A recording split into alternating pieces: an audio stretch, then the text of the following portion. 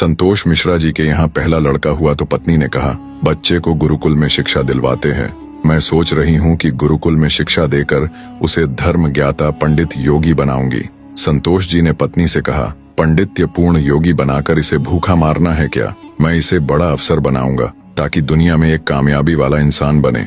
संतोष जी सरकारी बैंक में मैनेजर के पद पर थे। पत्नी धार्मिक थी और इच्छा थी कि बेटा पांडित्य पूर्ण योगी बने, लेकिन संतोष जी नहीं माने। दूसरा लड़का हुआ तो फिर पत्नी ने जिद की। संतोष जी इस बार भी न माने। तीसरा लड़का हुआ, पत्नी ने फिर जिद की, लेकिन संतोष जी एक ही रट लगाते रहे, कहाँ से खाएगा, कैसे गुजारा करेगा, और नहीं माने। चौथा लड़का हुआ। इस बार पत्नी की जिद के आगे संतोष जी हार गए और अंततः उन्होंने गुरुकुल में शिक्षा दीक्षा दिलवाने के लिए वही भेज ही दिया। अब धीरे धीरे समय का चक्र घूमा। अब वो दिन आ गया जब बच्चे अपने पैरों पे मजबूती से खड़े हो गए। पहले तीनों लड़कों ने मेहनत करके सरकारी नौकरियां हासिल कर ली। पहला डॉक्टर, दूसरा बैंक मैनेजर, तीसरा एक सरकारी कंपनी में जॉब करने लगा। एक दिन की बात है, संतोष जी पत्नी से बोले, अरे भाग्यवान, देखा मेरे तीनों होनहार बेटे सरकारी पदों पे हो गए ना, अच्छी कमाई भी कर रहे हैं। तीनों की जिंदगी तो अब सेट हो गई, कोई चिंता नहीं रहेगी अब इन तीनों को। लेकिन अफसोस, मेरा सबसे छोटा बेटा गुरुकुल का आचार्य बनकर घर घर यज्ञ करवा रहा है, प्रवचन कर रहा है। जितना वह 6 महीने में कमाएगा उतना मेरा एक बेटा 1 महीने में कमा लेगा। अरे भाग्यवान, तुमने अपनी मर्जी करवाकर बड़ी गलती की।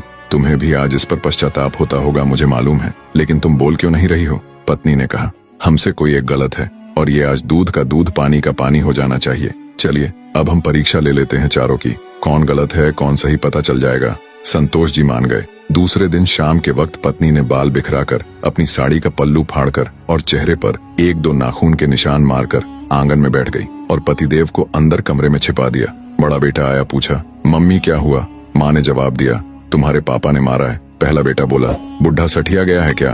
कहाँ है, बुलाओ तो जरा। माँ ने कहा, नहीं है, बाहर गए हैं, आए तो मुझे बुला लेना, मैं कमरे में हूँ, मेरा खाना निकाल दो, मुझे भूख लगी है। ये कहकर कमरे में चला गया। दूसरा बेटा आया और पूछा तो माँ ने वही जवाब दिया। दूसरा बेटा बोला, क्या पगला गए हैं इस बुढ़ापे में? उनसे कहना चुपचाप अपनी बची खुची जिंदगी गुजार ले, आए तो मुझे बुला लेना, और मैं खाना खाकर आया हूँ, सोना है मुझे, अगर आए तो मुझे अभी मत जगाना, सुबह खबर लेता हूँ उनकी। ये कहकर वो भी अपने कमरे में चला गया। तीसरा बेटा आया, उसने भी पूछा तो आगा बबूला हो गया। इस बुढ़ापे में अपनी औलादों के हाथ से मार खाने वाले काम कर रहे हैं, उन्होंने तो मर्यादा की सारी हदें पार कर दी। यह कहकर वह भी अपने कमरे में चला गया। संतोष जी अंदर बैठे बैठे सारी बातें सुन रहे थे।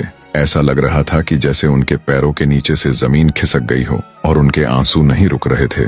किस तरह इन बच्चों के लिए दिन रात मेहनत करके पाला पोसा, उनको बड़ा आदमी बनाया, जिनकी तमाम गलतियों को मैंने नजरअंदाज करके आगे बढ़ाया, और ये ऐसा बर्ताव अब तो बर्दाश्त ही नहीं हो रहा।